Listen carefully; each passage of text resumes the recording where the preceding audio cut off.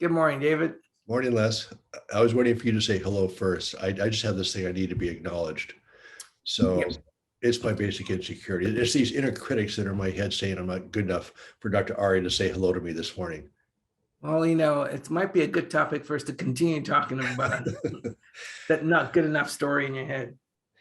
So we're going to talk about something I think is really critical. It's called your demons are who you are not. And we've said this multiple times. And again, we're doing a workshop on August 14th called, what's the name of the workshop?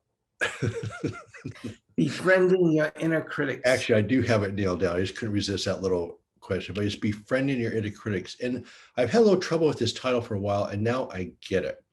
In that we have these inner voices and they're universal. I mean, so almost everybody I know that's a well-intentioned person has these inner critics. Why is it so universal?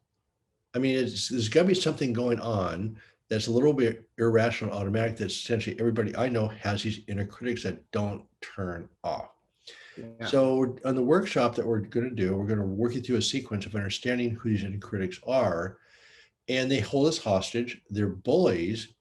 So you can't fight them, because if you fight them, they're going to become stronger. Yeah. And the research shows very clearly that if you try not to think about something, of course, you think about it more. And if you try to think about something good, you think about it less. So either way, these unpleasant thought patterns keep getting stronger and stronger and stronger. Either way, you think positive thoughts, the negative thoughts come and wipe those out. You try to suppress negative thoughts, they become stronger. So Right. either way is a trick of human consciousness. It's actually a neurological trick. And the problem is it's part of the unconscious brain. This is a massively powerful system designed to protect you. And you're not going to fight these things. And so once you understand them, and I'll use the word befriending sort of tongue in cheek, is that if you're dealing with prison guards, if you want to fight them, they're not going to treat you very well. Right? Yeah. Not that I'm speaking from experience. I was just thinking that. I'm like, all right, where's he going? Yeah, wait a second. Yeah, not from experience here. But these things, they're universal and they're powerful. And I can't tell you the number of people I'm talking to now that are really tortured by these repetitive, unpleasant thoughts. In fact, there's a research term for these things called unpleasant, repetitive thoughts. So once you understand the nature of the problem, and again, I think I told the world pretty clearly, I had full-blown obsessive compulsive disorder, which was extreme. I was tortured with these things for about 7 years. It was unbelievable. It's the worst part of my entire life. And Dr. Ari, I will let you talk this morning if you're nice to me.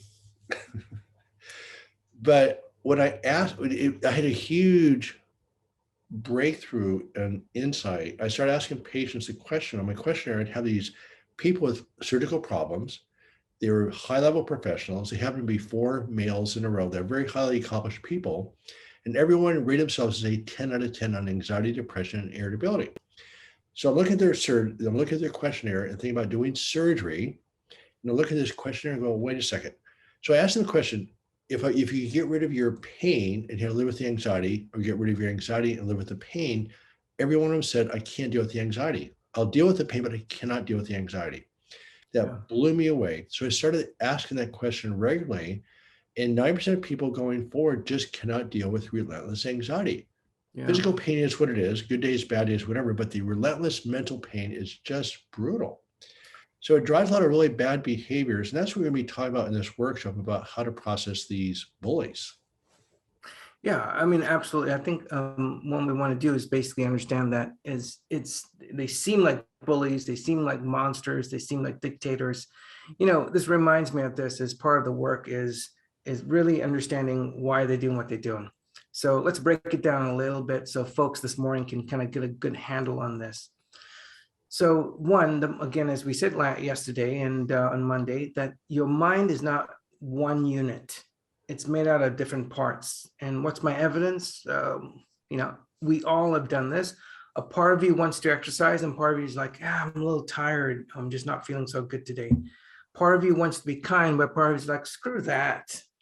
There are different parts of us that want. So that's just the simple evidence that we have different parts in our head, right, in our mind, that we have different personalities. And if you actually pause for a second, I just want to kind of push this to get a general understanding that folks can have. Your inner critics, if you actually pay close attention to them, they're like frozen in time. And if you actually want to try this today, is the next time your inner critic sort of speaks up, just ask it how old it thinks you are. What? So yes, I know. Ask what now? Ask the inner critic that's pushing you around how old it thinks you are. So for example, I have Judge Judy in my head. It's constantly judging me. And this morning, if I didn't do this, or if I didn't get online, I was logging in and so then I was like, oh, I'm logging in. Am I on time? And then I started to hear Judge Judy, like, if you would stop doing this and getting to the computer, I started to hear the complaints of just Well, the you were late, by the way. by 1 minute. You were late. Absolutely, by 1 minute, but late, right? So just call it Judge David. Forget about Judge David, yeah. Okay. Thanks. Judge Judy's enough. Okay. So when we have something barking at you or putting you down or undermining you, which we'll cover in the days to come, we'll kind of break down each inner critic. And there are 7 common ones which I'll share with you. But today I just wanted folks to just kind of understand this.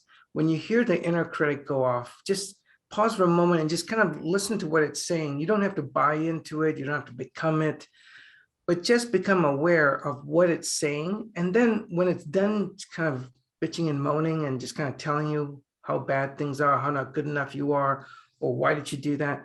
Just when it's done with the chatter or halfway interrupted by saying is, can I ask you a question? Talk to your inner critic as if it's a third person, meaning as if you're talking to someone like a neighbor. Ask in a very compassionate tone of voice. Take a couple of deep breaths to ground yourself and then ask it how old. You're asking the inner critic that's going like this. How old do you think I am? Exactly those words. How old do you think I am? And you'll be very surprised what it will tell you. And David, I'd like you to bring that back to us. So this is for the audience. This is for David and I to practice this. Today, when something is kind of putting you down or pushing you around or saying you better hurry up, or why did you say that? Or something who is very judgmental of yourself or others, listen to what it's saying, become very aware of it. You don't have to buy into it, but the intervention here is this. Ask it this one question in this manner. How old do you think I am? And it might say, you might be surprised, it might say 8 years old because it thinks it needs to school you because you're still a little kid, because that means that inner critic came about during a time period when you were 8 years old, when you were being scolded, and there was a birthing of an inner critic. So inner critics are not just one, they're multiple. They're like think of a rope. It's like frozen in time, different notches in your life. And that's where they come from. And we need to be able to talk with them. So that's what we'll be doing in the workshop, is being able to talk to people, teach people the skill on how to navigate the emotional storms in their minds, that is. So true to your guru-ness, I actually learned a couple things just now. Thank you, Dr. Arya. Oh, so I'm going to still try to get the last word here. You know, I'm losing this battle badly. So I'm just saying it another way. I've said this multiple times, is you cannot take these things personally. So when you talk about talking to this inner critic like a third person, in a way it really is. It's irrational, it's powerful, it's not going to go away. So it really is a third entity. And we know from predictive coding that the brain cements these concepts in your brain just like a chair or a table. So in a way, it really is a third person, and you cannot take it personally. Right? I mean, you just can't. It's just there. It's barking at you. It's hard not to, but we do. It's hard not to, David. But Right. That's what we're saying, is we're trying to teach people, and that's the skill set on how to depersonalize. But go on. But the thought that hit me just really hard right now, because I've always been incredibly fascinated and disturbed by the prevalence of abuse in the families. Why is that? So one of the reasons could be this inner critic, because we tend to project our views of ourselves under other people. Yes. So if I say so-and-so, so let's say they're just idiots in a certain area, they're just not competent in cooking, just for example. Okay, so maybe whatever you don't like about yourself, you project onto other people. So with your inner critic part of you, as you look at your kids who are very close to who you are, you're projecting your negative voice onto them, and maybe why you're so critical, and the essence of abuse may be part of this process. So the family issues are a big deal, by the way, in this process, which we will get to eventually in its own section. But it could be maybe the essence of abuse of this inner critic voice being projected onto people around you. Absolutely, David. So this is why this intervention that we're talking about comes from the evidence-based treatment or framework of internal family systems. Okay. So Dick Schwartz, who is the guru, truly brilliant. People did not get what he was trying to say, but eventually through studies, they've shown for physical pain, chronic pain, and specifically, arthritis of the hands, it's really bad. He showed using this intervention and learning how to dial down that, befriend the inner critic, your physical pain actually shifted. And the doctors who did this study out in Massachusetts with some Irish Catholic women who were always giving and giving, and they found out that their inner critics was mad at them for giving everything to everyone and very little to themselves. Right. And when they shifted how they dealt with that inner critics, their physical symptoms shifted. Right. Well, there's a lot going on. So the words of the day, my 2 cents is you cannot take these things personally. And my inner critic voice is as loud as anybody's. So understanding that you can't take it personally and separating from it is really critical. And I like what you said about talking to it, because by talking to it, you have separated from it. Yeah, exactly. Because that's awareness. And you've just actually said, I'm not my thoughts. I'm not my inner critics. And as we've said before, if you don't know, how do I do that? The simplest manner, just be aware of them. And if you want to go one step further, just ask them a question. And I did this several months ago. I can't remember what it was. It was a couple of projects where there was just a lot of stuff going on.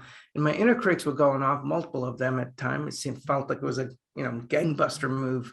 And I simply asked them, why are you pushing me around so much? And they basically said, so you can actually be the best. And I thought, wow. And so I said, hey, what you're doing is actually overwhelming me. Can you step back? And they actually stepped back. Now, your inner critics will less likely listen to you if you don't show up during difficult moments.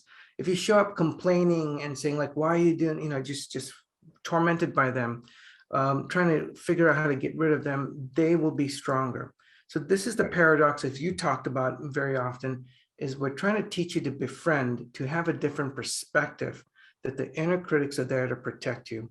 What we want to do in the next few days, David, and next week is maybe pick one inner critic and kind of talk about it and give examples of who they are and what they do and why they actually show up in that sense. Might be helpful to the audience. Yeah, no, this is a good conversation. I just learned a couple of things this morning, seriously. So thank you.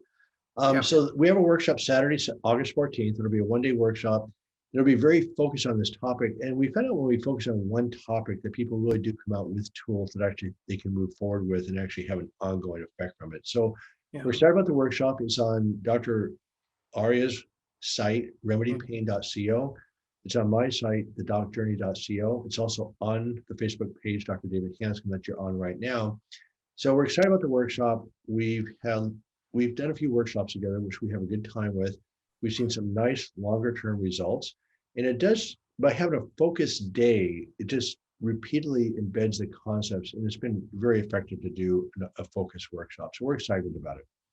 Anyway, Dr. Arya, you have a great day. Yeah, I'll you have too. a great day. And we'll see you tomorrow. See you, Emma. Bye-bye.